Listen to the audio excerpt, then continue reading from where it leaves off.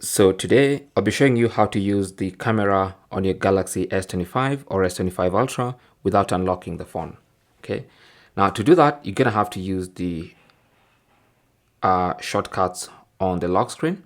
So by default, my Galaxy S25 has the camera shortcut and the phone shortcut in the lock screen.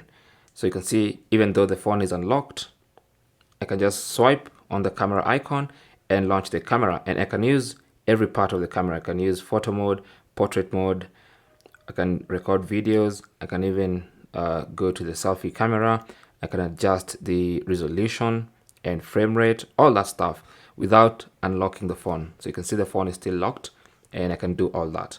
Now you can have a look at the photos you take when the phone is locked like that, but you cannot see any other images. So you can see when you scroll, every other image is still locked until the phone is unlocked. That's when you can access all that. So that is basically how to use the camera on a locked Samsung Galaxy S25 or S25 Ultra.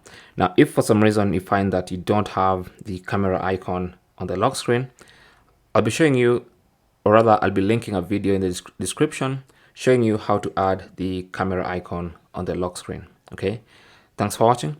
Don't forget to like and subscribe, and good luck.